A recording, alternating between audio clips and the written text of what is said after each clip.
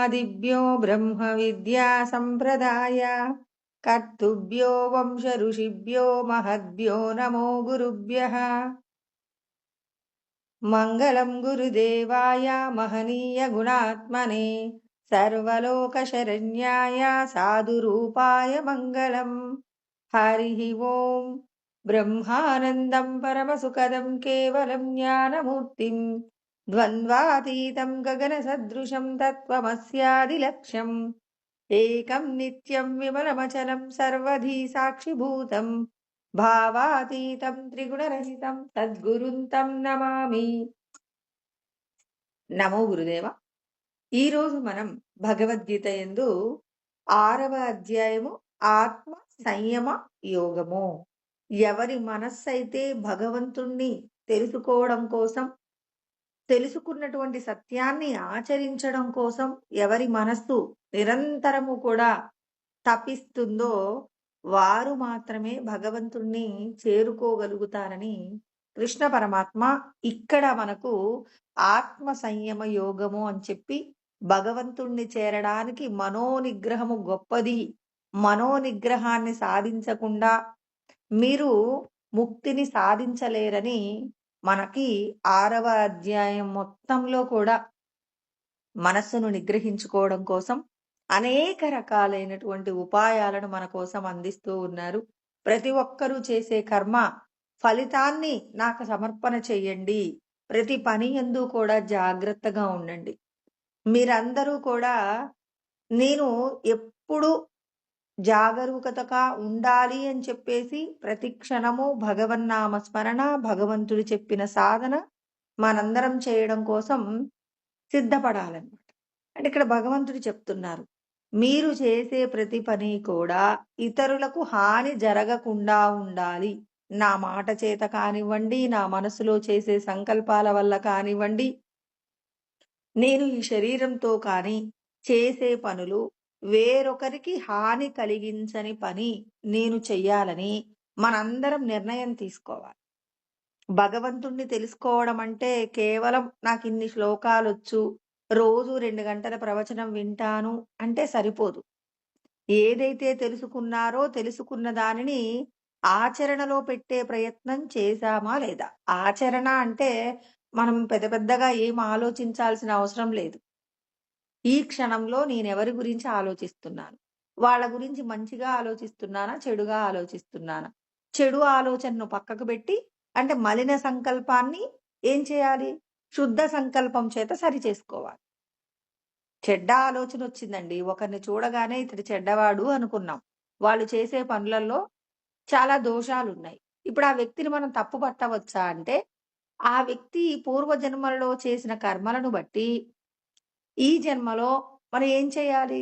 అతడికి పాపపు కార్యాలు చేసేటటువంటి అవకాశాన్ని భగవంతుడే ఇచ్చాడు.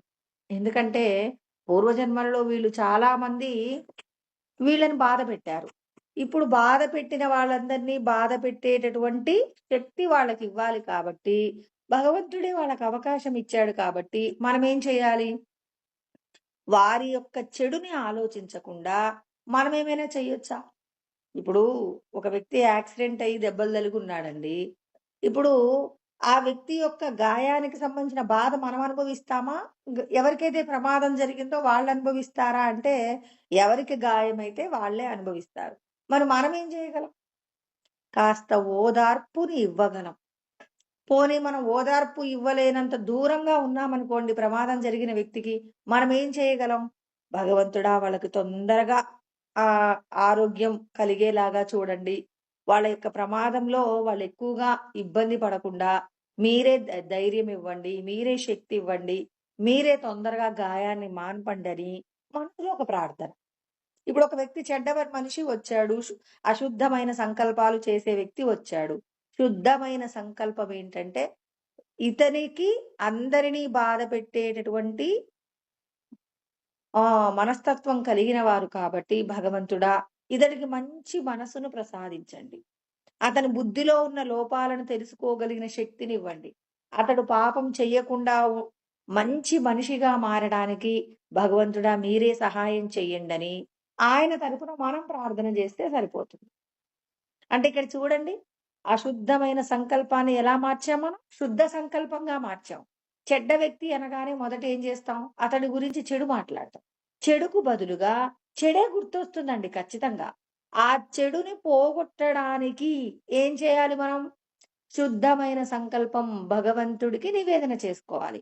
ఎవరి యొక్క శక్తి చేత అతడు పాపపు కర్మలు చేస్తున్నారో ఆ భగవంతుడికే మనం ఏం చేయాలి?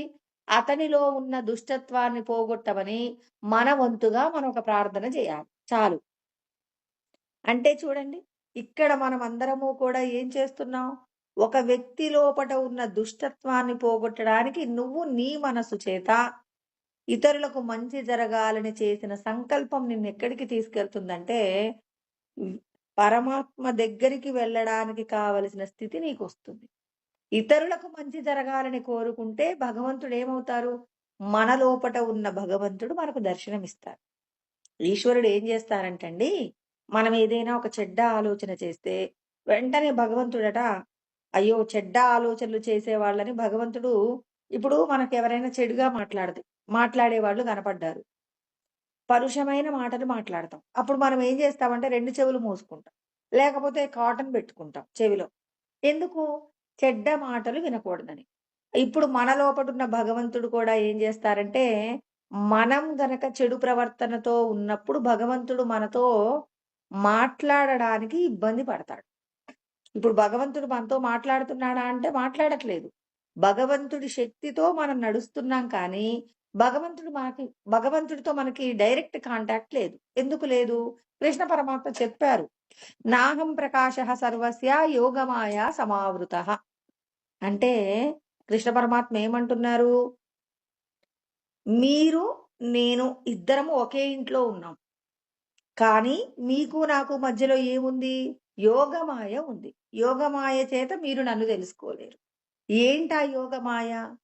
ఈ దేహ సంబంధమైన విషయాలలో మనం చెయ్యకూడనటువంటి పాపపు కర్మలు చేస్తున్నప్పుడు, ఇతరులకు బాధ కలిగేలాగా మాట్లాడుతున్నప్పుడు, ఇతరులకు మన దగ్గర ఉన్నది ఎవరికైనా కష్టంలో ఉన్న వారికి ఇవ్వననే లోభగుణం ఉన్నప్పుడు, నీ అర్హతకు మించి కోరికలు కోరుకున్నప్పుడు, ఆ కోరికలు తీరలేదని కోపాన్ని పొందుతున్నప్పుడు, కంటికి కనపడిన ప్రతి వస్తువు నాకే కావాలని మోహాన్ని పొందినప్పుడు, నాకింతుంది అని అహంకారాన్ని పొందుతున్నప్పుడు, వేరొకరి యొక్క సంపదను చూసి అసూయ పడుతున్నప్పుడు, భగవంతుడు ఏం చేస్తారంటే, మన యొక్క ప్రవర్తనను ఆయన ఏం చేస్తాడు?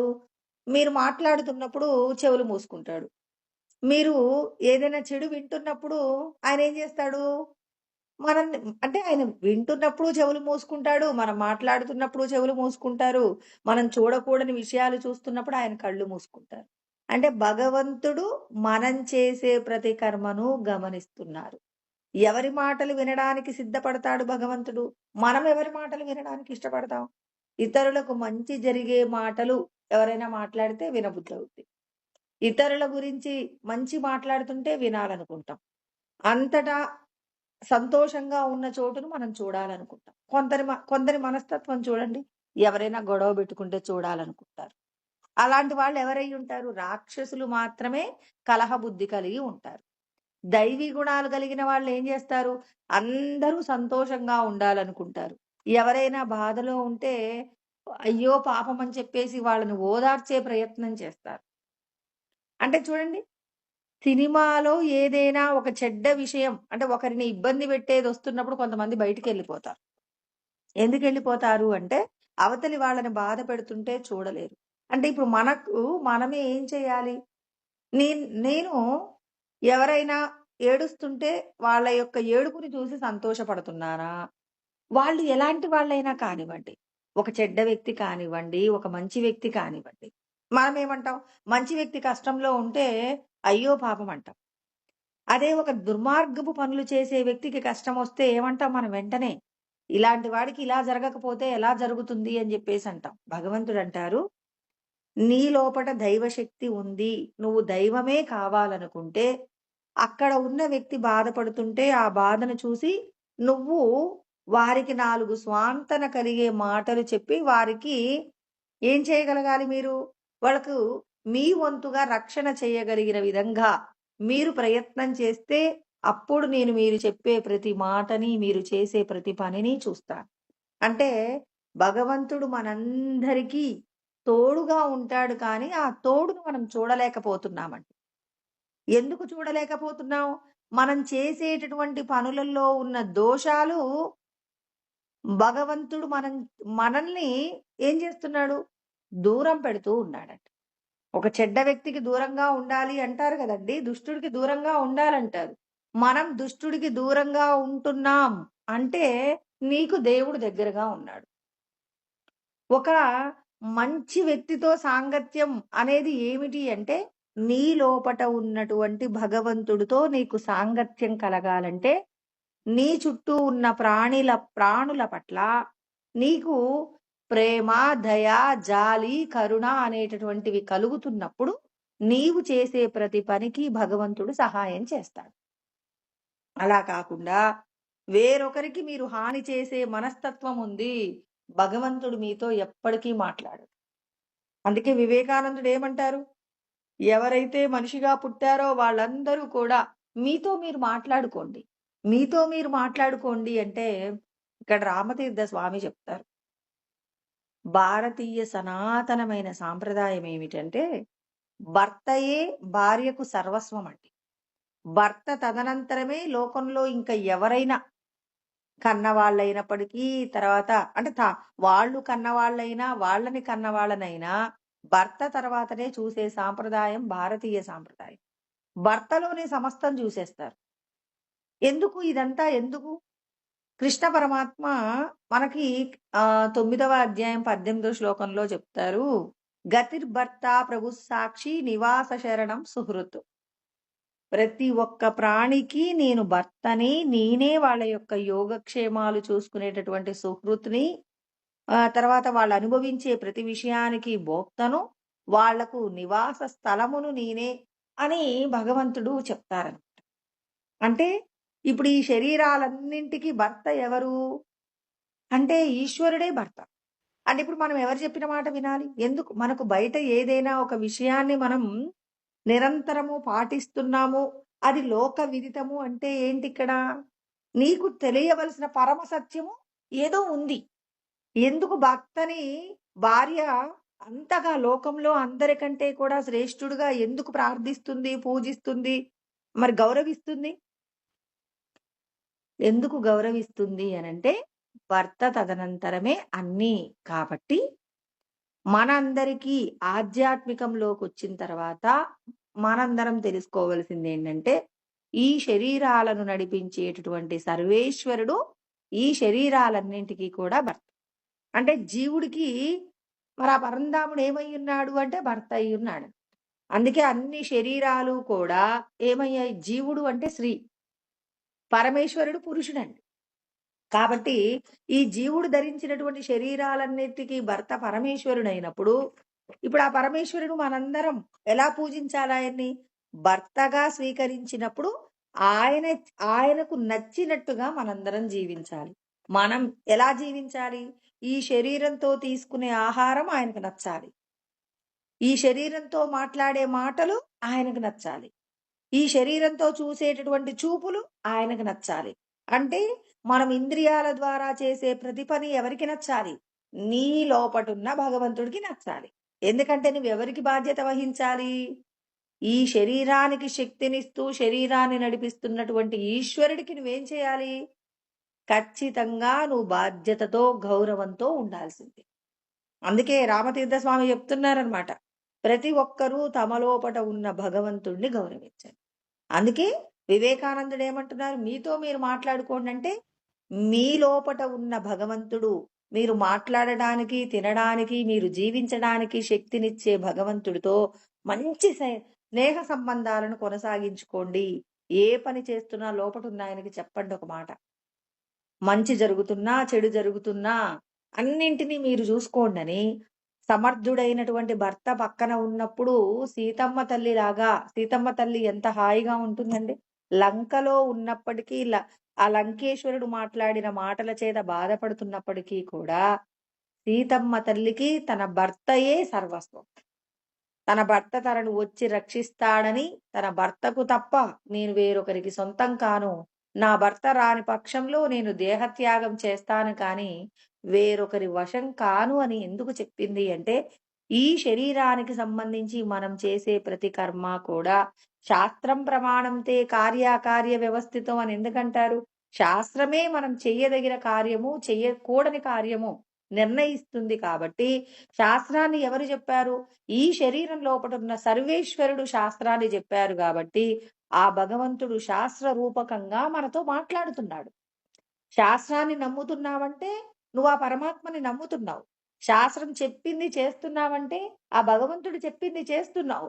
కాబట్టి భగవంతుడిని, శాస్త్రాన్ని, ఆ శాస్త్రాన్ని మనకు వివరంగా తెలియచేస్తున్నటువంటి సద్గురు స్వరూపానికి మనం ఏం చేయాలి? గౌరవాన్ని ఇవ్వాలి.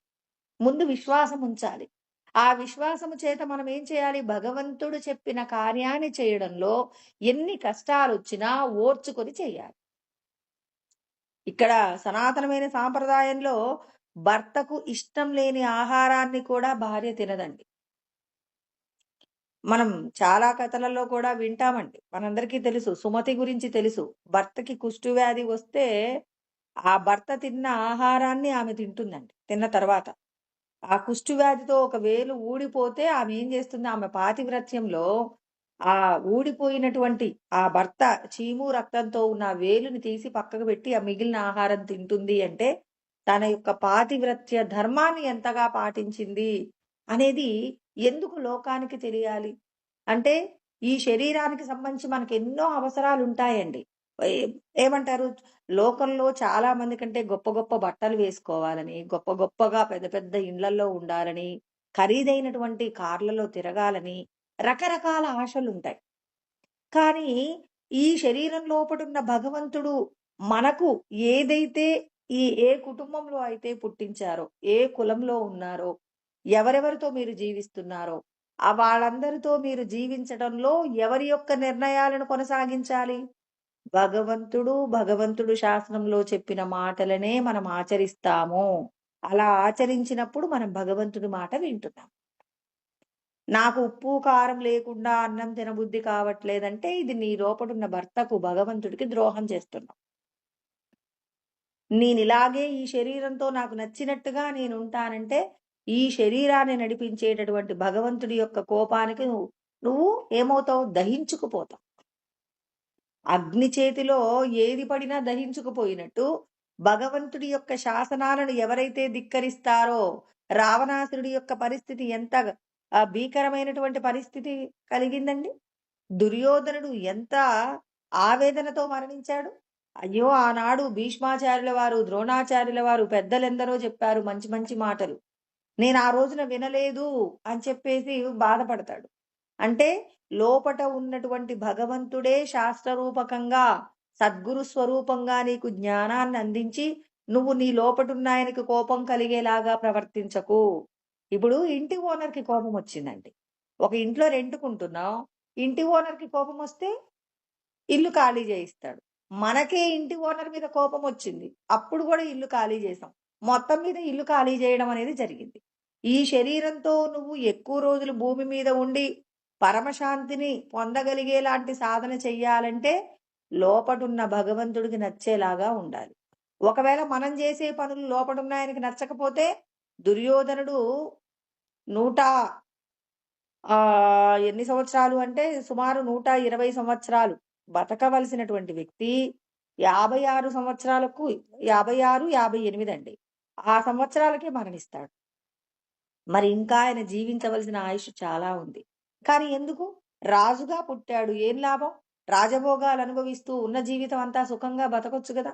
అసూయ చేత చెయ్యకూడనటువంటి పాపపు కర్మలను చేసి, ఆ పాపపు కర్మల చేత తాను భూమి మీద జీవించవలసి ఉన్నటువంటి రోజుల కంటే ముందే ఘోరంగా యుద్ధంలో మరణించాడు. మనకి కూడా అదేనండి.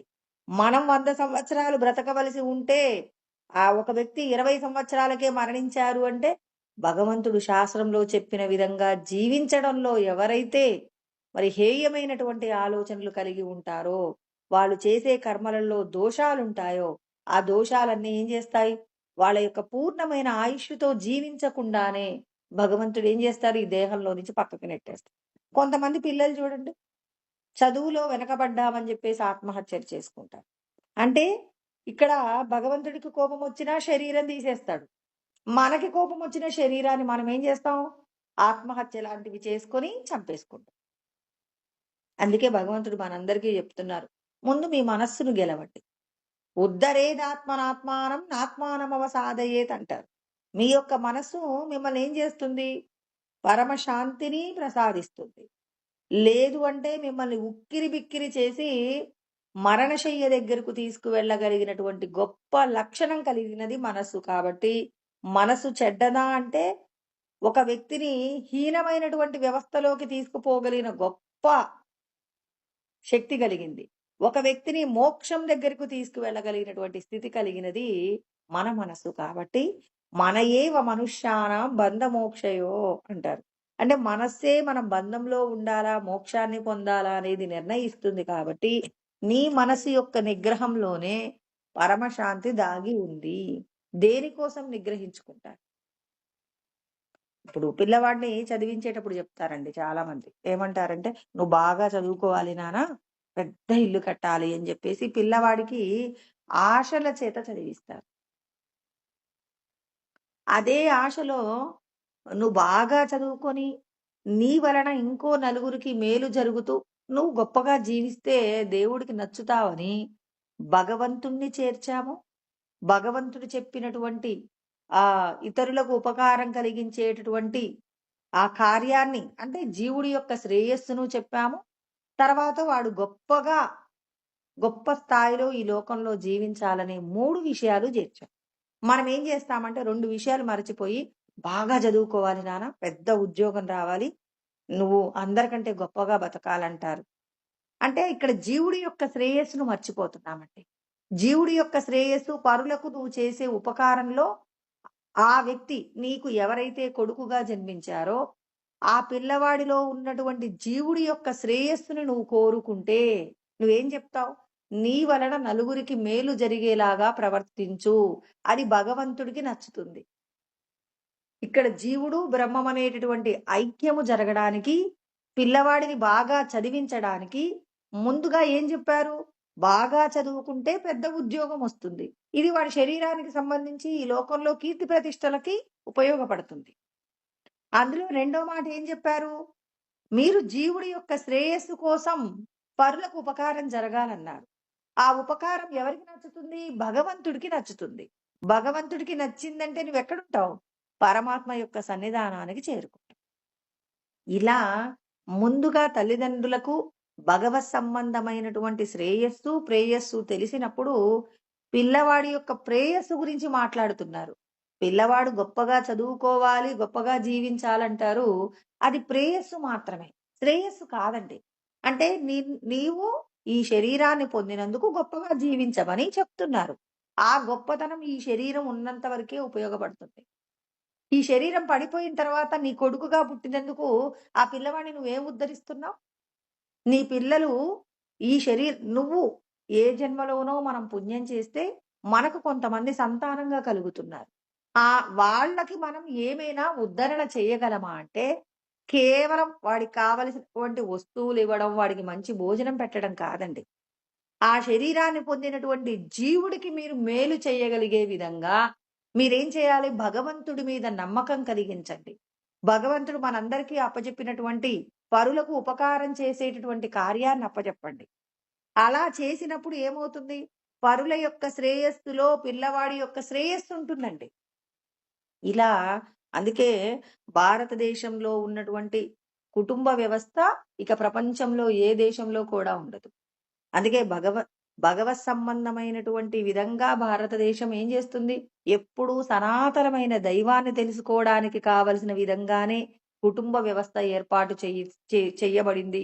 భర్తను గౌరవించడం, భర్త మాట వినడం, తనకిష్టం లేకపోయినా భర్త కోసం అన్ని త్యాగం చేసి భర్త కోసమే జీవించగలిగేలాగా ఎందుకు మనకు సనాతనమైన సాంప్రదాయం నేర్పిస్తుందంటే, ఈ శరీరాన్ని నడిపించేటటువంటి దైవమే ప్రతి ఒక్కరికి భర్త కాబట్టి ఆయన చెప్పిన విధంగా ఏం చేయాలి? ఆయన యొక్క సంతానంగా, ఆయన యొక్క అంశగా ఉన్నటువంటి ఈ లోకానికి మనం ఏం చేయాలంటే ఉపకారం చేయాలి. ఆ ఉపకారం చివరికి ఎవరికి సహాయం జరుగుతుంది? మనకే శ్రేయస్సు అవుతుంది. కాబట్టి కృష్ణ పరమాత్మ చెప్తున్నారనమాట. మీరందరూ కూడా మీ మనసును ఉద్ధరించుకోండి. భగవంతుడు చెప్పినటువంటి ఆ పరులకు సేవ చేసే మనస్తత్వాన్ని మీరు అలవాటు చేసుకోండి. మీ మనసుకు నేర్పించండి. ఈ దేహ సంబంధమైన విషయాలన్నీ కూడా మిమ్మల్ని కొద్ది రోజులే సంతోషపెడతాయి. ఈ శరీరం విడిచిపెట్టిన తర్వాత కూడా మనం సంతోషంగా ఉండాలంటే, మనం పరలోక ప్రయాణానికి కావలసిన వస్తువులు మనం సమకూర్చుకుంటాం. మనకు తెలియకుండానే చూడండి, దేవాలయాలకు వెళ్తాం. దేవాలయాలలో మనం దాన ధర్మాలు చేస్తాము. తర్వాత అక్కడ సేవ చేస్తాము. ఆ తర్వాత తీర్థములలో స్నానం చేస్తాము. ఇలా మనం అన్నీ చూడండి, పరలోక ప్రయాణానికి కావలసిన వస్తువులన్నీ ఎక్కడ సమకూరుతాయి? మన జీవితంలో ఓ 2 గంటలు దేవాలయంలో గడిపాము. ఏదో ఒక భగవన్నామ స్మరణ. అంటే మనం ఈ రోజున 2 గంటల పాటు భగవన్నామ స్మరణలో గడిపినప్పుడు, మనం పరలోక ప్రయాణానికి కావలసినటువంటి కొంత పుణ్యాన్ని సమకూర్చుకుంటాం. అక్కడ మీరు చేసినటువంటి దానము, ధర్మము ఇవన్నీ కూడా ఏమవుతున్నాయి? మీరు తెలిసో తెలియకో చేసిన పాపపు కర్మలను పోగొట్టి పరలోక ప్రయాణంలో జీవుడికి కావలసిన మూలధనం తయారవుతుందండి. తీర్థములలో స్నానం చేసి, పరమ పవిత్రమైనటువంటి తీర్థములలో స్నానం చేసినప్పుడు మేం చేసుకున్న కర్మలన్నీ కూడా తెలిసో తెలియకో చేసిన కర్మలన్నీ పోగొట్టాలని భగవంతుడి మీద భారం వేసి నమ్మకంతో మనం స్నానం చేసినప్పుడు మరి జీవుడి యొక్క కర్మలన్నీ కాలిపోతున్నాయి. అంటే ఈ శరీరం విడిచిపెట్టిన తర్వాత జీవుడు సుఖ సంతోషాలతో ఉండాలంటే ఈ శరీరంతో నువ్వు చేసేటటువంటి కర్మలు ఎప్పుడు దేహ సంబంధమైన విషయాలతోనే అంటగాగుతారా? లేకపోతే భగవంతుడు చెప్పినటువంటి జ్ఞానాన్ని వినటంలో, విన్నదానిని ఆచరించటంలో, భగవంతుడు చెప్పినటువంటి సేవ చేయడంలో ముందుకు వెళ్తారా అని ప్రతి ఒక్కరూ కూడా ఏం చేయాలి? మన యొక్క జీవితంలో మనం ప్రతిరోజు గడపటంలో భగవంతుడి కోసం ఎన్ని గంటలు నేను ఖర్చు పెడుతున్నా. కొంతమంది చూడండి, పూర్తిగా కుటుంబ బాధ్యతలు పూర్తి కాగానే వెంటనే భగవత్ సేవకు అంకితమవుతారు. ఎవరు అంకితం కాగలుగుతారంటే, ఈశ్వరుడిని తెలుసుకోవాలి, ఈశ్వరుడితో లయం కావాలి అంటే పరోపకార నిమిత్తంగానే జీవించాలనేటటువంటి జ్ఞానం తెలిసిన వాళ్ళు, దేహ సంబంధమైన బాధ్యతలు తీరిన మరుక్షణం వాళ్ళు వెంటనే మళ్ళీ మనవడు పుట్టాలి, లేకపోతే వాడిని స్కూలుకి పంపించాలి, తర్వాత వాడితో ఆడుకోవాలి, ఇలాంటి విషయాల గురించి ఆలోచించరండి. మీరు హాయిగా వేరు కాపురం ఉండండి నాయన, మీరు సంతోషంగా జీవించండి అని చెప్పి వీళ్ళేం చేస్తారు? భగవత్ సంబంధమైనటువంటి సేవలలో యాక్టివ్ అవుతారు. అలా యాక్టివ్ అవుతున్నారు అనంటే అది ఎవరి యొక్క శ్రేయస్సు? ఈ శరీరాన్ని విడిచిపెట్టిన తర్వాత జీవుడి యొక్క శ్రేయస్సుకు ఇక్కడనే బాట వేసుకుంటున్నారు. అందుకే మనం తెలుసుకున్న జ్ఞానము, అందుకే వివేకానందుడు అంటారనమాట. మీరు జీవితంలో మీ యొక్క అనుభవాలలో ఏ అనుభవం కూడా మీకు వృధా కాదు. చూడండి, ఒక్కొక్కసారి మనకు తెలియకుండానే హాస్పిటల్‌కి వెళ్తాం, తర్వాత దేవాలయానికి వెళ్తాం, బంధువుల ఇంటికెళ్తాం, నచ్చిన వారింటికెళ్తాం, నచ్చని వారింటికి కూడా వెళ్ళాల్సొస్తుంది. ఇలా మీరు ఎక్కడికి వెళ్ళినా ఆ అనుభవం మీకు భవిష్యత్తులో ఖచ్చితంగా ఉపయోగపడుతుంది. ఏ అనుభవంలో కూడా చెడు అనేది ఉండదు. కృష్ణ పరమాత్మ మనందరికీ అదే చెప్తున్నారనమాట. మీరందరూ భగవంతుడిని తెలుసుకోవాలంటే ఇక్కడ మీరు కొన్ని విషయాలు దాటాలి. ఏమంటున్నారు? జితాత్మనః ప్రశాంతస్య పరమాత్మా సమాహితః శీతోష్ణ సుఖ దుఃఖేషు తథా మానావమానయోః అన్నారు. అంటే మనందరము కూడా మన యొక్క మనస్సును జయించాలట. ఎలా జయిస్తామండి? జయించడం అంటే, మనసును జయించడం అంటే ఏంటి? మనస్సును అసలు మనసు యొక్క భాష ఏంటి? మౌనమే నీ భాష అంటారు. కృష్ణ పరమాత్మే చెప్పారండి ఈ మాట.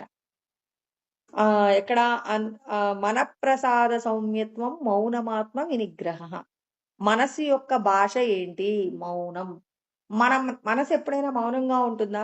మనం నోటితో మాట్లాడకుండా సైలెంట్‌గా ఉన్న సమయం చాలా ఎక్కువుండొచ్చు. మన మనసు మాత్రం మనం మెలకువతో ఉన్నంత సేపు మాట్లాడుతుంది. అంటే మాట్లాడటానికి అర్హత లేనటువంటి మనస్సు చేత మనం ఏం చేయిస్తున్నాం? మాట్లాడిస్తున్నామండి. మనస్సును జయించడం అంటే అదొక్కటే. మనస్సుని ఏం చేయాలి? ఖాళీ చేయాలి. ఏంటి ఖాళీ చేసేది? ఇప్పుడు బిందెలో నీళ్లున్నాయండి. ఆ నీళ్ళన్నీ ఖాళీ అయిపోతే ఖాళీ బిందె ఉంటుంది. అదే విధంగా మన మనసులో ఏ ఆలోచనలు లేకుండా చేయాలి. ఎవ్వరి గురించి ఆలోచించకూడదు. ఏ వస్తువు గురించి ఆలోచించకూడదు. ఇవ్వాల్టి గురించి ఆలోచించకూడదు. రేపటి గురించి ఆలోచించకూడదు. నిన్నటి గురించి ఆలోచించకూడదు. దేని గురించి ఆలోచించకుండా మనస్సును ఖాళీ చెయ్యగలిగిన స్థాయిని గనక మనం సాధిస్తే మాత్రం ఇక భగవంతుడిని చేరుకోవచ్చు. అసలు మన మనసు దేని గురించి ఆలోచిస్తుందో కృష్ణ పరమాత్మే చెప్పారు. మీరెక్కువగా బాధపడకండి. నేనే చెప్తాను. మీ మనసును ఖాళీ చేయించడం అంటే, ఇప్పుడు మన ఇంట్లో ఉన్న వస్తువులన్నీ బయట వేసి ఇంటికి పెయింట్ ఏయిస్తున్నామండి. ఇప్పుడు ఇంట్లో ఉన్న ప్రతి వస్తువు బయట వేస్తామా లేదా? అదే విధంగా మీ మనసును కొన్ని విషయాల గురించిన ఆలోచనలను బయటికి నెట్టండి. అవేంటి?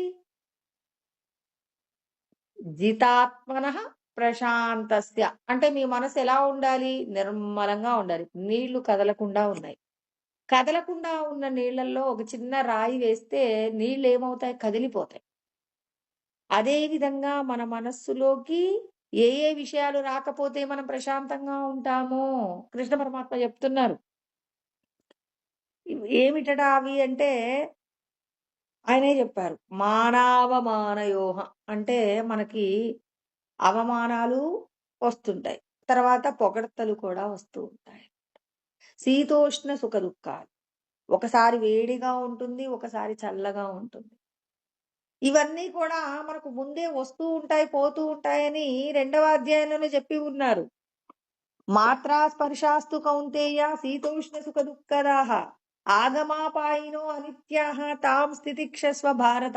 అంటే చెప్పిన విషయాన్ని మళ్ళీ మళ్ళీ చెప్తున్నారండి.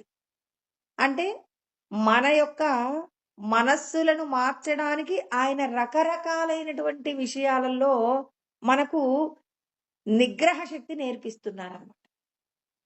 మీకు రాకడా పోకడా కలిగినవి ఏమేమిటి అంటే ద్వంద్వములు. సుఖము, దుఃఖము, శీతోష్ణాదులు ఇవన్నీ కూడా వస్తూ ఉంటాయి, పోతూ ఉంటాయి. ఇవి శాశ్వతం కాదు. అనిత్యాహ అశాశ్వతమైనవి. ఇప్పుడు మిమ్మల్ని పొగిడిన వాళ్ళు రేపొద్దుడికి పొగుడుతారన్న గ్యారంటీ ఉందా? ఇవాళ మిమ్మల్ని తిట్టిన వాళ్ళు రేపొద్దుడికి మిమ్మల్ని తిడతారనే గ్యారంటీ ఉందా? లేదు. అంటే ఇవన్నీ అనిత్యమైనవి. అనిత్యమైనటువంటి వస్తువులలో మీరేం చేస్తారు? శాశ్వతత్వాన్ని కోరుకుంటారు. ప్రతి ఒక్కరు ఏం చేస్తారు? ఒక వ్యక్తి నన్నెప్పుడు ఏ మాట చెడుగా అనకూడదనుకుంటాం. కానీ భగవంతుడు ఏం చేస్తారు? ఇవన్నీ కూడా వస్తుంటాయి, పోతుంటాయి. పూర్వజన్మలలో మీరు ఎవరెవరితో అయితే మంచి సంబంధాలు కలిగి ఉన్నారో వాళ్ళు మిమ్మల్ని పొగుడుతారు. ఎవరెవరితో వైరి భావన కలిగి ఉన్నారో ఆ వైరి భావన చేత వాళ్ళు మిమ్మల్ని తిట్టడమో, మీరు వాళ్ళని ఇబ్బంది పెట్టడమో జరుగుతుంది. ఇవన్నీ కూడా శాశ్వతం కాదు. మనమేం చేస్తాం? నిన్న నేను వాళ్ళ ఇంటికెళ్ళానండి. వాళ్ళన్న మాట నాకైతే ఎంత బాధ కలిగించిందో అని చెప్తాం మనం. ఆ విషయాన్ని ఇంక జీవితాంతం గుర్తుపెట్టుకుంటాం. కృష్ణ పరమాత్మ అంటున్నారు, అవన్నీ అనిత్యమైనవి గదా! అనిత్యమైన విషయాల గురించి మళ్ళెందుకు గుర్తు చేసుకుంటున్నారు? నేనే చెప్పాను అది పర్మనెంట్ గాదని. పిల్లలు అలా చేస్తారండి. స్కూల్లో పిల్లలు కొట్టుకుంటారు. ఇవాళ వాళ్ళు కొట్టుకున్న విధానం చూస్తే రేపొద్దుడికి వీళ్ళిద్దరు మాట్లాడుకోరేమో అనుకుంటాం. పొద్దున్నే స్కూలుకి వెళ్ళగానే ఇద్దరు పక్కపక్కన కూర్చొని ఆడుకుంటారు. నిన్న జరిగిన విషయాన్ని పెద్దవాళ్ళు గమనించి ఇక ఈ పిల్లలిద్దరూ ఎప్పటికీ మాట్లాడుకోరనుకుంటారు. మరి పొద్దున్నే ఎందుకలా జరుగుతుంది? కృష్ణ పరమాత్మ చెప్పిన సత్యాన్ని పిల్లల రూపంలో ఆచరింపచేసి మీరు పెద్దలుగా మీరిది నేర్చుకోండి అని మనందరికీ నేర్పిస్తున్నారన్నమాట. కేవలం శాస్త్రంలో చెప్తే మీకు అర్థమవుతుందో అర్థం కాదో, నిత్య జీవితంలో పసిపిల్లలు ఎలాగైతే ప్రశాంతంగా, నిర్మలంగా ఉండి వాళ్ళు ఈ రోజున జరిగిన విషయాన్ని రేపొద్దుడి దాకా ఎలా కొనసాగించరో, మీరు కూడా అలాంటి పసి మనసును అలవాటు చేసుకోండని కృష్ణ పరమాత్మ అనిత్యమైనవి, వాళ్ళు చెడ్డవాళ్ళు, వాళ్ళు చెడ్డవాళ్ళని పదే పదే నెమరవేయకండి. ఆ క్షణంలో మీరు చేసిన పాపపు కర్మకు మీకు నేను పనిష్మెంట్ ఇవ్వాలనుకున్నాను. ఆ క్షణంలో మీరు బాధపడాలనుకున్నాను కాబట్టి, ఆ వ్యక్తి ద్వారా మీ పాపాన్ని నేను పోగొట్టాను. అంతే. అంతేగాని ఆ వ్యక్తి ఫలానా వ్యక్తి అండి, నన్ను అంతమందిలో అవమానం చేశాడండి, వాడు దుర్మార్గుడండి, వాడు నీచుడండి అంటే నువ్వేమవుతున్నావు? రాక్షస ప్రవృత్తిలోకి పోతున్నావు. నీవు స్వచ్ఛమైనటువంటి పాలపుంత లాంటి స్వరూపం కలిగినటువంటి నీవు ఏం చేయాలి? ఆ పాల పుంతలోకి ఏ విధమైన మాలిన్యాలు పడకుండా ఉండాలంటే, ఏదైనా నీటి చుక్క లాంటిది ఒకటి పాలల్లో కలిసినా, ఆ పాల యొక్క స్వచ్ఛత పోనట్టుగానే, మనమేం జేస్తాం? పాలల్లో నీళ్ళకు బదులుగా నూనె బోసి పైన తేలుస్తూ ఉంటాం. పాలల్లో నూనె చుక్క వేస్తే ఎలాగైతే తేలుతుందో, మన ప్రశాంతమైనటువంటి మనస్సులో ఏం జేస్తాం? పలానా వాళ్ళు నిన్న ఎంత బాగా పొగిడారో, నేనంట ఎంత గొప్పదాన్నో అని జెప్పేసి నన్ను పొగిడారు అని పదే, పదే, పదే, పదే మనసుతో ఏం చేస్తాం? మననం చేస్తాం.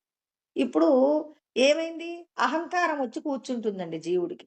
నేను చాలా గొప్పగా ఉంటానట. నా గురించి పలానా వాళ్ళు మంచి మాటలు మాట్లాడారని, ఆ మాటల చేత మనం ఏం చేస్తాం? వేరెవరైనా మనల్ని పలకరిస్తే గర్వంగా మాట్లాడతాం.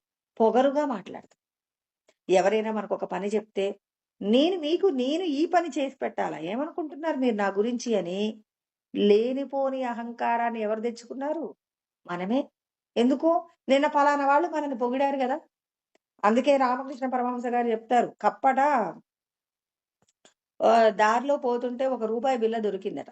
ఇప్పుడు ఆ కప్ప ఆ రూపాయి బిళ్ళని తీసుకొని దాని యొక్క కలుగులో పెట్టుకుంటుంది. ఇప్పుడు ఎదురుగా ఒక ఏనుగు అటుగా వెళ్తుందట. వెళ్తుంటే ఆ రూపాయిని చూసుకొని కప్ప అంటుందట, "ఓయ్! ఏంటి ఇలా వచ్చేసావు? నేనుండేటటువంటి దారిలోకొచ్చేసావు" అని చెప్పేసి, ఆ కప్ప ఏనుగుని తన్నడం కోసమని చెప్పేసి ఏనుగు దగ్గరికి పోతే, ఆ ఏనుగు పాదాల కింద పడి చనిపోతుంది. ఎందుకొచ్చింది దానికి మరణం? ఏనుగు కావాలని తొక్కిందా?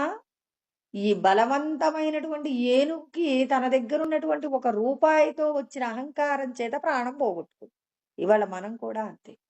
అవతలి వాళ్ళు మనల్ని ఏదో ఒక చిన్న సహాయం అడిగితే మనం చేసిన సహాయంతో వాళ్ళ జీవితం అంతా సెటిల్ అవుతుందన్నట్టుగా మనం అనకూడని మాటలు అంటాం. ఎందుకన్నావు? నిన్ననేగా నన్ను పొగిడింది ఒకాయన. ఆయనే వచ్చి రేపు పొద్దున్నే అంటారు, "మీరు ఇట్లాంటి వాళ్ళు అనుకోలేదండి. నిన్న అనవసరంగా పొగిడారంటారు." కృష్ణ పరమాత్మ చెప్పిన మాటలు గుర్తుపెట్టుకుంటే మనకి బాధొస్తుందా? అనిత్యాహ, నిన్ను పొగడటం అనేది అబద్ధం. ఆ క్షణంలో నువ్వు ఆనందంగా ఉన్నావు. అది అబద్ధమేమీ కాదు. కానీ ఆ క్షణం దాటిన తర్వాత అది నీకు ఉపయోగపడదు. నిన్నెవరో తిట్టారు. ఆ తిట్టినప్పుడు కాసేపు నువ్వు బాధపడ్డావు. అది కూడా నువ్వు జీవితాంతం కొనసాగిస్తే నువ్వు వాళ్ళందరితో భూమి మీద జీవించలేవు. అందుకే ఏమంటున్నారు? పసిపిల్లల యొక్క మనస్తత్వాన్ని అలవాటు చేసుకోండి. చక్కగా, హాయిగా, సంతోషంగా మీరు నేను చెప్పిన సాధన చేసి నాతో ఐక్యమవుతారు. అందుకే ఇక్కడ ఆయన ఏమంటున్నారు? తదా మానావమానయోః శీతోష్ణ సుఖ దుఃఖేషు పరమాత్మా సమాహితః. అంటే పరమాత్మతో కూడి ఉండడం నేర్చుకోండి. ఇంతకంటే గొప్పగా ఎవరు చెప్తారండి మనకి? ఎవరైతే ఈ శరీరాలనిచ్చారో ఆయనే చెప్తున్నారు. ఈ శరీరంతో కర్మబంధముల నుండి నువ్వు ఎలా బయటపడగలవు? ఎలా బయటపడగలమట మనము? మీరు పరమాత్మతో కూడి ఉన్నప్పుడు మీ మనస్సు అవతలి వాళ్ళు తిట్టినప్పుడు, ఆ తిట్టిందెవరు? భగవంతుడు నన్ను తిట్టాడు. నన్ను పొగిడిందెవరు? భగవంతుడు పొగిడారు. ఎండ బాగా వస్తుంది. భగవంతుడే ఈ శరీరానికి సంబంధించిన ఆ పాపాన్ని ఏం చేస్తున్నాడు? ఎండ కిరణాల ద్వారా ఈ శరీరాన్ని తపింపచేసి పాపం పోగొడుతున్నారు. చల్లగా ఉంది, సుఖంగా ఉంది. భగవంతుడే ఏం చేస్తున్నారు? సుఖం ద్వారా నా పుణ్యాన్ని తీసేస్తున్నారు. సుఖమొచ్చినా, తర్వాత కష్టమొచ్చినా ఎవరు చేస్తున్నారు నీకివన్నీ కూడా? భగవంతుడే నీకివన్నీ ఇస్తున్నారు. పరం డైరెక్ట్‌గా చెప్పారండి కృష్ణ పరమాత్మ 8వ శ్లోకంలో చెప్తున్నారు. ఏమంటున్నారు? ప్రశాంతస్య జితాత్మనః పరమాత్మా సమాహితః. పరమాత్మతో కూడి ఉండడం నేర్చుకున్నప్పుడు మీకీ సుఖదుఃఖాదులు, శీతోష్ణాదులు మిమ్మల్ని ఏమీ చెయ్యలేవు. వాళ్ళు పొగిడారని చెప్పేసి నువ్వు పొంగిపోనవసరంలా. వీళ్ళు తిట్టారని కృంగిపోనవసరం లేదు. ఇవాళ వేడిగా ఉంది అని చెప్పి దుఃఖించాల్సిన అవసరం లేదు. ఇవాళ చల్లగా ఉంది అని చెప్పేసి మీరు సుఖమును పొందాల్సిన అవసరం లేదు. ఇవన్నీ కూడా ఏంటి? ఈ క్షణంలో ఉన్న దుఃఖము తర్వాత క్షణంలో ఉండదు. ఈ క్షణంలో ఉన్న సంతోషము తర్వాత క్షణంలో ఉండదు. అందుకే ప్రతి ఒక్కరూ కూడా ఎవరితో కూడి ఉండాలి? భగవంతుడితో కూడి ఉండాలి. మనం వేటితో కూడి ఉంటామంటే, మన కులంతో కూడి ఉంటాం. తర్వాత మనకున్న ఐశ్వర్యంతో కూడి ఉంటాం. మనకున్న ఉద్యోగంతో కూడి ఉంటాం. ఈ దేహానికి ఉన్న సౌందర్యాన్ని చూసి ఈ సౌందర్యానికి సంబంధించి కూడి ఉంటాం. అంటే చూడండి, కంటికి కనపడుతున్న విషయాలలో మనకి ఏవైతే భగవంతుడిచ్చారో, ఇచ్చిన వాటితో కూడి ఉండి మనం ఏం చేస్తున్నాం? అహంకరిస్తున్నాం. కొంత శాస్త్రం తెలిస్తే ఏమంటాం? నాకింత శాస్త్రం వచ్చని అహంకరిస్తాం. బాగా పాడడం వస్తే, అబ్బా! నేనింత బాగా పాడగలను. మరి గొప్ప కులంలో పుడితే, నాకంటే గొప్ప కులం ఎవడికుంది? ఐశ్వర్యం ఉంటే కృష్ణ పరమాత్మ వీటన్నిటి గురించి కూడా మాట్లాడారండి. ఎక్కడ 16వ అధ్యాయంలో మాట్లాడతారు. ఆడ్యో అభిజనమానస్మికో అన్యోస్తి సదృశోమయ. నేను ఏం చేస్తాను? ధనవంతుడను, ఇంకా పూజనీయుణ్ణు, యజ్ఞే దాస్యామి అంటాడు. నేను యజ్ఞములు చేయగలను, తర్వాత దానములు చెయ్యగలను. ఆనందం అనేది అనుభవించాలంటే నేను తప్ప ఎవడరా అనుభవించేది అని చెప్పి అహంకరిస్తున్నాడు. అంటే మనం వేటితో కూడి ఉంటున్నాం? నశించిపోయే విషయాలతో కూడి ఉంటుంది. ఆ మధ్య ఒకసారి దేశం గుర్తులేదు కానండి, చాలా బిల్డింగులకు ఆయన యజమానట. భూకంపం వచ్చింది. భూకంపం వస్తే చివరికి 4 రొట్టెలు ఎవరిస్తారా అని గవర్నమెంట్ సహాయం కోసం పాపం ఒంటరిగా కూర్చొని ఏడుస్తున్నాడు. తను సంపాదించిన సంపదలు పోయాయి. తను ఎవరి కోసమైతే జీవించాడో తన భార్యా బిడ్డలందరూ చనిపోయారట. ఒక్కడే సింగిల్‌గా తన ఆకలి తీర్చుకోవడానికి ఎవరైనా 2 రొట్టెలు ఇస్తే బావుండని చెప్పేసి ఒంటరిగా ఉన్నాడు. ఇంతకుముందు ఈ భూకంపం రాకముందు ఏం చేశారు? చక్కగా అందరితో కూడి ఉండి, ఆహా! నాకింత సంపద ఉంది, నాకంటే ఎవడు ధనికుడు అని చెప్పేసి ఏం చేశారు? గర్వంగా ఉన్నాడు. ఆ గర్వాన్ని తీసేయడానికి భగవంతుడికి ఎంత సమయం పట్టింది? అక్కడేదో చాలా తక్కువ సెకన్ల సమయంలోనే భూకంపంలో చాలా బిల్డింగ్‌లన్నీ కూలిపోయాయటండి. అంటే ఇక్కడ భగవంతుడు చెప్తున్నారు. అనిత్యమైన విషయాల మీద వ్యామోహం చేత మీరు అహంకరించినా, అది మిమ్మల్ని ఏం చేస్తుంది? గొప్పదైనటువంటి పెను ప్రమాదంలోకి తీసుకెళ్తుంది కాబట్టి జాగ్రత్తగా రామతీర్థ స్వామి దీని గురించి ఆడపిశాచి, పురుష పిశాచి అని, స్త్రీ పిశాచి, పురుష పిశాచి అని 2 మాటలు చెప్పారు. అంటే మనందరం ఏ విషయాలతో మనం బాగా కూడి ఉంటాం. స్త్రీ పిశాచి గురించి చెప్పారు, పురుష పిశాచి గురించి చెప్పారు. స్త్రీ పిశాచి అంటే ఏంటంటే లోపట, బయట ఉంటుందండి. ఏమేంటి అంటే కోరికలుంటాయి. ఈ తృష్ణాసంగ సముద్భవం అని కృష్ణ పరమాత్మ చెప్పిన మాటలే.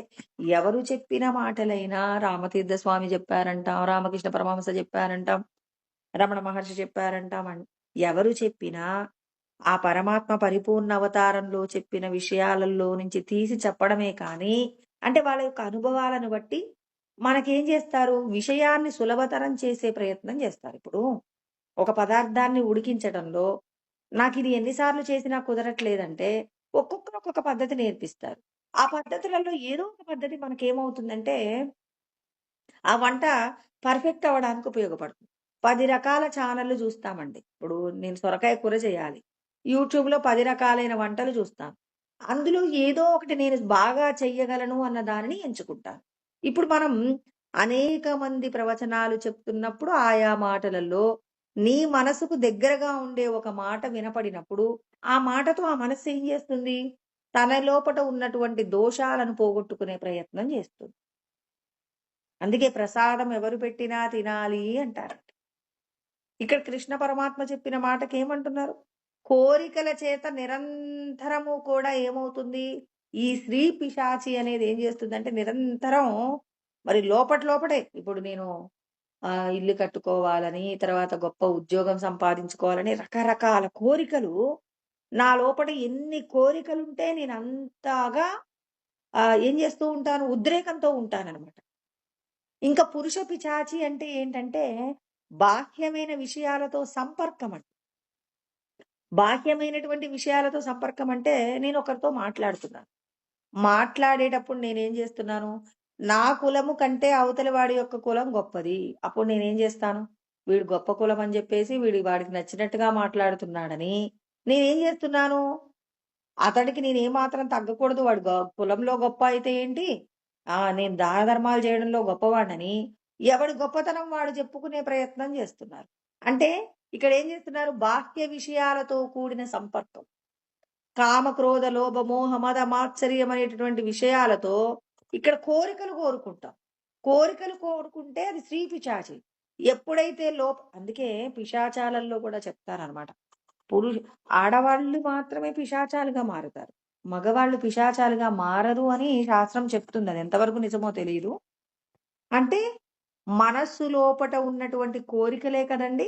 మనం ఇప్పుడు నేను ఒకరి గురించి ఆలోచిస్తున్నప్పుడు వాళ్ళ నుంచి నాకేదో కావాలి అనుకున్నప్పుడు నా మనసులో కోరిక ఉన్నప్పుడు అవతలి వాళ్ళతో ఇప్పుడు ఒక యజమాని దగ్గర ఒక వ్యక్తి పని చేస్తున్నాడు. పని చేసేటప్పుడు యజమాని ఇచ్చేటటువంటి జీతం కోసం యజమాని చేసే పాపపు కర్మలను కూడా అక్కడ పనిచేసేటటువంటి పనివాడు ఏం చేస్తాడు? చూస్తుంటాడు.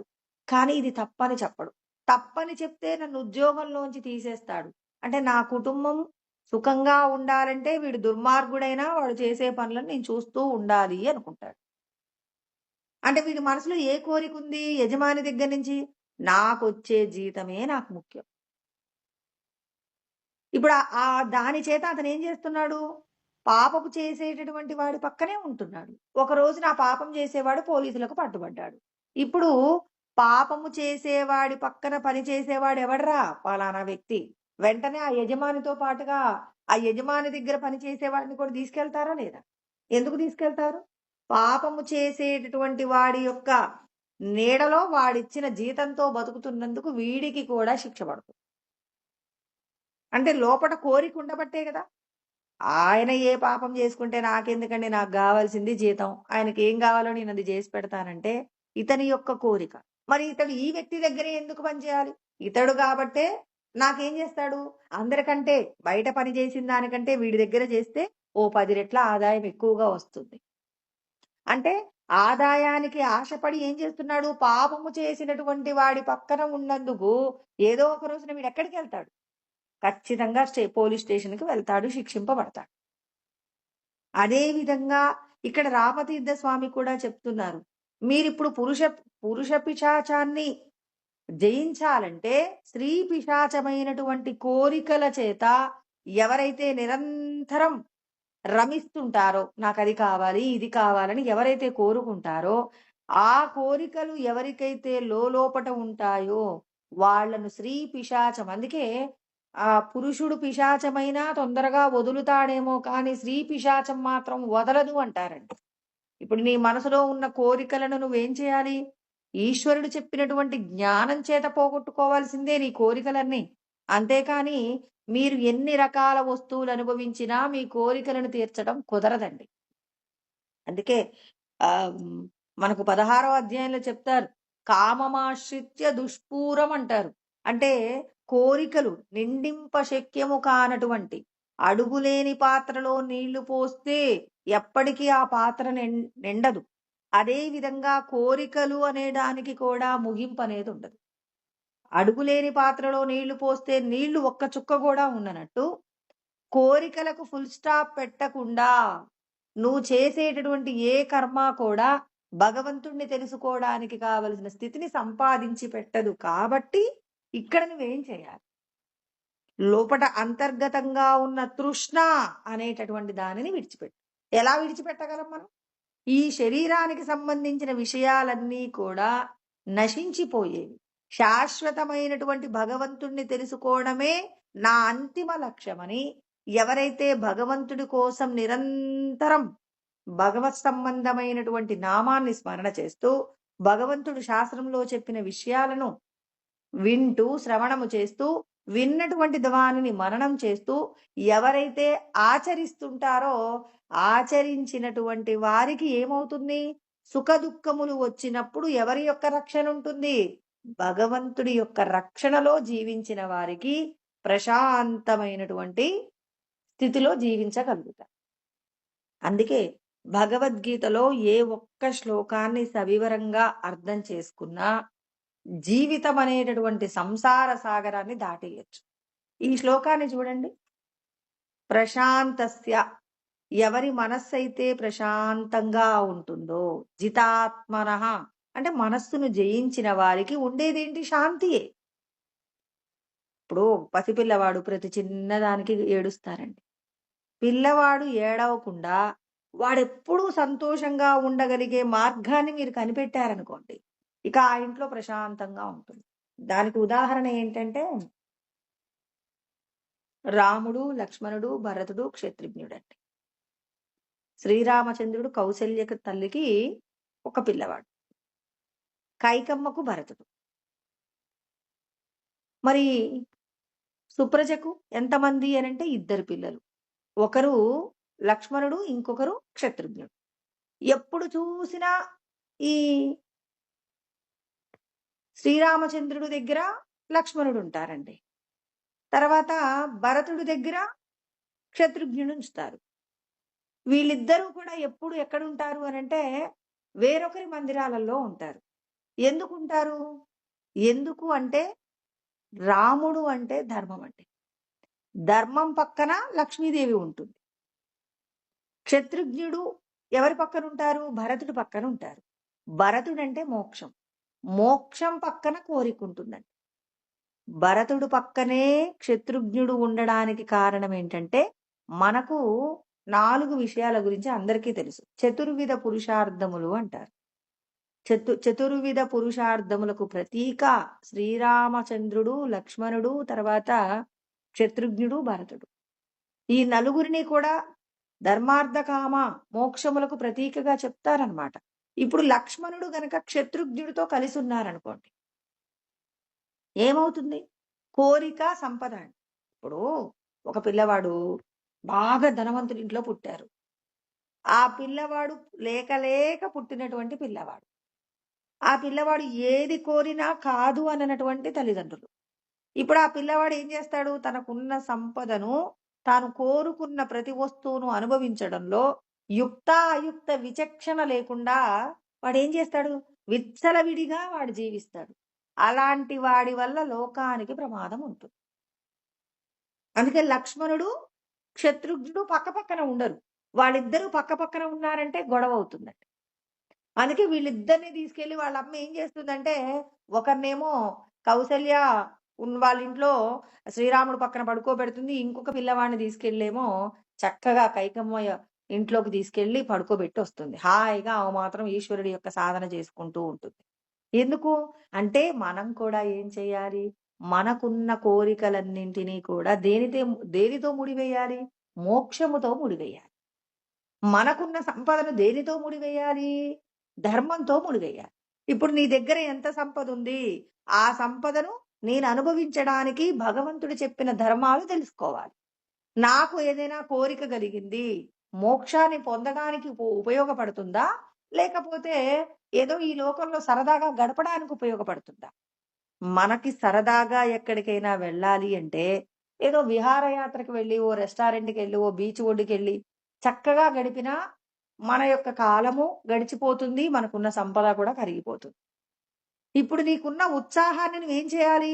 మోక్షం వైపు తిప్పాలి. ఎలా తిప్పగలవు అంటే, నీకు విహారయాత్రకు వెళ్ళడంలో నువ్వు తీర్థయాత్ర భగవత్ సంబంధమైనటువంటి యాత్రగా మలుచుకుంటే, ఇప్పుడు నీకు ఎక్కడికైనా వెళ్ళాలన్న కోరిక తీరుతుంది. అక్కడ బీచ్‌లకు, రెస్టారెంట్‌లకు కాకుండా అంటే వెళ్ళడం తప్పనట్లేదండి. ఒక 10 రోజుల పాటు మీరొక యాత్రను చేస్తే, ఒక్కరోజు బీచ్‌కి వెళ్ళి హాయిగా సరదాగా ఉండడం తప్పేం కాదు. కానీ వెళ్ళిన 10 రోజులు మొత్తం కూడా తినటం, తాగడం, సరదాగా మరి గడపటం వలన మీరు ఎంతో పుణ్యం చేస్తే, ఎంతో కొన్ని కోట్ల సంవత్సరాల నుంచి నిరీక్షణ చేస్తే ఈశ్వర సాధన చేసుకోగలిగిన మానవ ఉపాధి పొందాం. ఈ మానవ ఉపాధిని మనం ఎప్పుడు వృధా చేసుకుంటామంటే, అనవసరమైన విషయాలలో భగవత్ సాధన చేసుకోగలిగిన సమయాన్ని అనవసరమైనటువంటి వ్యవహారాల కోసం ఎవరైతే ఖర్చు పెట్టుకుంటారో, మీరు ఎంతగా ఎన్ని డబ్బులు ఇచ్చినా తిరిగి రానిదేందంటే కాలమేనండి. ఆ కాలాన్ని ఏం చేయవచ్చు? ఈశ్వర సాధనలో ఒక దేవాలయానికి వెళ్తే అక్కడ మీరేం చేయాలి? భగవన్నామం మీకిష్టమైనటువంటి భగవన్నామాన్ని స్మరణ చేస్తూ అక్కడ ఉన్నంత సేపు వేరొక ఆలోచన లేకుండా ఎక్కువ సమయాన్ని భగవంతుడి యొక్క సన్నిధిలో గడిపే ప్రయత్నం చేయాలి. మీకు వేరొక ప్రదేశానికి వెళ్ళాలి. అందుకే భగవంతుడు మనకు భారతదేశంలో దేవాలయాలను ఎందుకిచ్చారండి? ఆయా దేవాలయాలలో మనం భగవన్నామ స్మరణ చేస్తున్నప్పుడు మనకి ఏమంటారు, ప్రతిష్ఠ చేసిన దేవాలయం కంటే వెలసిన దేవాలయాలలో అత్యధికమైన శక్తి ఉంటుంది. మీరు మీ ఇంట్లో ఒక్కసారి నామం పలికితే అది ఒక్కసారే అయితే, ప్రతిష్ఠ చేసిన దేవాలయంలో 1000 అయితే, అది వెలసిన దేవాలయము జ్యోతి స్వరూపంగా ఉన్నటువంటి జ్యోతిర్లింగాలలో అయితే అదే నామము ఒకసారి పలికితే 1000 కావచ్చు. ఆ క్షేత్ర మహిమను బట్టి 1,00,000 సార్లు కూడా కావచ్చు. ఆయా క్షేత్రాలకు వెళ్ళి అక్కడ భగవంతుడి యొక్క నామాన్ని స్మరణ చేస్తూ, భగవంతుడు మీకేదైతే ఇచ్చారో, ఐశ్వర్యం ఇస్తే కొన్ని దాన ధర్మాల రూపంలో, తర్వాత మీకొక మంచి గాత్రం ఉంటే చక్కగా మీరక్కడ ఏం చేయవచ్చు? మీరు ఎవరో నన్ను గౌరవించాలి, నాకెవరో మైక్ తెచ్చిస్తారని కాదు. ఎక్కడో ఒక చోట పరమాత్మకు నేను నేర్చుకున్నటువంటి ఈ ఈ భగవంతుడి సంబంధమైనటువంటి ఈ ఒక కీర్తన పాడిపోతానని చక్కగా నువ్వు కూర్చున్న ప్రదేశంలో ఆ భగవంతుడిని, ఆ మూల విరాట్‌ని దర్శనం చేస్తూ, ఒక్కసారి నువ్వు ఆత్మచేత రమిస్తూ ఒక పాట పాడితే, అది ఆ దేవాలయంలో ఉన్న భగవంతుడికి నచ్చితే, సాకార రూపంలో ఉన్న భగవంతుడికి నచ్చితే, నీ లోపట ఉన్న పరబ్రహ్మము ప్రకాశిస్తుంది. అంటే ఇక్కడ మనమందరం ఏం చేయాలి? నీకు ఏదైతే వచ్చో, వచ్చిన దాన్ని ఎవరికివ్వాలని కోరుకోవాలి? భగవంతుడి యొక్క సన్నిధానంలో ఇవ్వాలని కోరుకోవాలి. అంతేకాని మనమేం చేస్తాం, కొంత సంపద మిగిలిందంటే ఏదైనా ఒక శుభకార్యం అని చెప్పేసి ఇప్పుడేదో చాలా బాగా వచ్చాయి. కిట్టి పార్టీలని, ఓ పెద్ద ఫంక్షన్ అని రకరకాలు. ఇవాళ షష్ఠి పూర్తి ఇవన్నీ. ఒక దేవాలయంలో జరుపుకొని ఎంతో మందికి, కొంతమందికి షష్ఠి పూర్తి సందర్భంగా ఎంతో మందికి పేదవాళ్ళకి వివాహాలు జరిపించొచ్చు.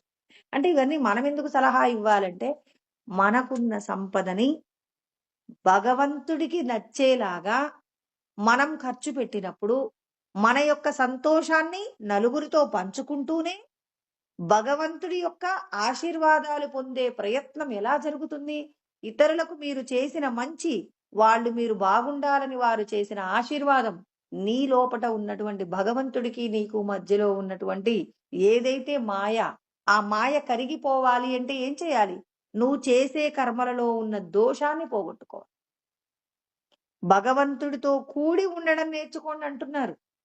ప్రతి క్షణం నేను చేస్తున్నాననే ఆలోచన విడిచిపెట్టి, నా చేత ఈశ్వరుడు ఈ కర్మను చేయిస్తున్నారని ప్రతి క్షణం భగవంతుడు మనకు ఏదైతే అప్పచెప్పారో, అప్పచెప్పినటువంటి పనిలో ఏ విధమైనటువంటి స్వార్థంతో కూడినటువంటి విధంగా ఆలోచన లేకుండా, నిస్వార్థంగా నేను ఈ పని చేసి తీరవలసిందే అని ఎవరైతే భగవంతుడు చెప్పిన కార్యాన్ని చేయడానికి సిద్ధమవుతారో, వాళ్ళందరికీ పరమశాంతి దొరుకుతుందని కృష్ణ పరమాత్మ చెప్తున్నారు. మీరందరూ ఇంద్రియాలను నిగ్రహించండి. నాలుకతో తీసుకునే ఆహారం భగవంతుడికి నచ్చేలాగా ఉండాలి. మీరు చూసేటటువంటి విషయాలన్నీ కూడా అన్ని కర్మలలో దోషాలే ఉంటాయి. కృష్ణ పరమాత్మ దానికి ఎవ్వరికీ కూడా మినహాయింపు ఇవ్వలేదు. మీరు ఏ పని చేసినా దానికి సంబంధించిన త్రిగుణాల మాయ ఉంటుంది. ఇప్పుడు వడ్ల గింజను మనం డైరెక్ట్ గా తింటామా, బియ్యంగా చేసుకొని తింటామా? బియ్యంగా చేసుకోవడంలో ఆ వడ్ల గింజ మీద ఉన్న పొట్టును మనం తీసేస్తున్నాం కదండి. అదే విధంగా ఇప్పుడు మీరు ఎక్కడైతే ఏ కుటుంబంలో పుట్టారో, ఆ పుట్టినటువంటి కుటుంబానికి సంబంధించి ఉన్నటువంటి సంపదలు కానివ్వండి, బంధువులు కానివ్వండి, మీరున్న ఊరు కానివ్వండి, మీరున్నటువంటి ఎక్కడైనా కానివ్వండి, ఇక్కడ అంతా కూడా దోషాలు ఉంటాయి. రజోగుణ, తమోగుణ సంబంధమైనటువంటి వ్యక్తులు మీకు చుట్టూ కూడా అనునిత్యం కనిపిస్తూ ఉంటారు. వాళ్ళందరి నుంచి కూడా మీరు రక్షణ పొందాలి అంటే ప్రతి కర్మ యందు కూడా జాగరూకతగా ఉండండి. ప్రతి క్షణాన్ని జాగ్రత్తగా ఉంచుకోండి. వెనకటి సమయం, భవిష్యత్తు సమయం కాకుండా ఈ క్షణంలో మీరు చేసేటప్పుడు ఒక పని, ఒకరితో మాట్లాడేటప్పుడు అవతలి వారికి బాధ కలగకుండా మాట్లాడుతున్నాము. అంటే స్పృహ లేకుండా మాట్లాడకండి. మనం చూడండి, ఇప్పుడు మీరేం మాట్లాడారో మీకు తెలుసా అంటే కొంతమంది నేనేమన్నానని తడబడతారు. అంటే ఏం మాట్లాడుతున్నారో మాట్లాడే విషయం మీద పట్టు మనకుండదు. ఏం చూస్తున్నారో చూసిన విషయం మీద పట్టు ఉండదు. ఏం తింటున్నారో తిన్న విషయం మీద, ఎంత తిన్నారో తెలియకుండానే తినేస్తారు. తిన్న తర్వాత అయ్యో నా కడుపు నొప్పిగా ఉంది అంటారు. భగవంతుడు మనందరికీ చెప్తున్నారు, మీతో భగవంతుడున్నారు. మీరు తిన్న ఆహారాన్ని భగవంతుడు పచనం చేస్తున్నారు. భగవంతుడు ఏ ఏ నియమాలు పెట్టారో ఆ నియమాలతో కూడి ఆహారం తీసుకోవాలి. భగవంతుడు మిమ్మల్ని గమనిస్తున్నారు. మీ మాట తీరు వేరొకరిని ఇబ్బంది పెట్టకూడదు. భగవంతుడు గమనిస్తున్నారు. మీ చెవి ద్వారా వినేటటువంటి మాటలలో చెడు వినకుండా చూసుకోండి. అందుకే మహాత్మా గాంధీ ఎవ్వరికీ భగవంతుడు ఇలా చెప్పారు అనకుండా ఆయన ఆచరించి చూపించాడు. సత్యమును మాట్లాడండి. చెడును చూడకు, చెడు వినకు, చెడు మాట్లాడకు అని చెప్పారు. అవతలి వారు మిమ్మల్ని ఏదైనా ఒక దెబ్బ కొడితే మీరేం చేయాలి? ఓర్చుకునే ప్రయత్నం చేయాలే కానీ ఎదురు తిరిగి మీరు వారికి మళ్ళీ మీరు కొట్టబోకండి. ఎవరైనా మనల్ని బాధ పెడుతున్నారంటే మన పాపం పోతుంది. మీ పాపం పోగొట్టుకునే ప్రయత్నంగానే మీరు జీవించాలి. ఈ దేహంతో మీరు చేసిన కర్మలన్నీ కూడా భగవంతుణ్ణి చేరువ కావడం కోసమే మీ ప్రయత్నాలుండాలి కానీ, మీకు నచ్చిన విధంగా నేనిలాగే ఉంటాను అని ఎవరూ కూడా భీష్మించుకు కూర్చోకూడదు. మనం బతుకుతున్నాం, మనం చూస్తున్నాం, మనం వింటున్నాం, మనం తింటున్నాం, మనం ఏదైనా చేస్తున్నామంటే పరమాత్మ మనతో కూడి ఉన్నారనే మాట గుర్తుపెట్టుకోండి. మీరు గుర్తించినా, గుర్తించకపోయినా భగవంతుడు మీరు చేసే ప్రతి కర్మకు ఆయన ఏం చేస్తున్నారు? ఆయన చేతిలో రిమోట్ పట్టుకొని మనందరి చేత కర్మలను అనుభవింపచేస్తున్నారు. అందుకే ప్రతి ఒక్కరూ మనం చేసేటటువంటి కర్మలలో ఉన్నటువంటి దోషాన్ని మనం ఏం చేయాలి? జ్ఞానము చేత కింద పడిన మామిడి పండును అలాగే తింటామా? ఒకవేళ నీళ్లుంటే నీళ్లతో కడిగి తింటాం. లేకపోతే ఏదైనా ఒక వస్త్రం ఉంటే ఆ వస్త్రంతో అయినా కానీ తుడిచి తింటాం. లేదు, మన అరచేతులతో తుడిచేసైనా తింటాం. అంటే పోగొట్టుకుంటున్నాం. మొత్తం మీద దుమ్మయితే పోగొడుతున్నామా లేదా? దుమ్ము పోగొట్టకుండా ఏం కాదని చెప్పేసి తింటామా? తినం. ఎందుకు తినం? ఎందుకు అంటే దుమ్ము తినకూడదు కాబట్టి. అదే విధంగా దోషాలతో కూడిన కర్మను మీరెలా చేస్తారు? ప్రతి కర్మలో దోషముందని చెప్తున్నారు. సహజం కర్మ కౌంతేయ సదోషమపి నత్యజేత్. సర్వారంభాహి దోషేన ధూమేనాగ్నిరివావృత అని కృష్ణ పరమాత్మ చెప్పారు. ప్రతి కర్మయందు త్రిగుణాలకు సంబంధించిన దోషం ఉంది.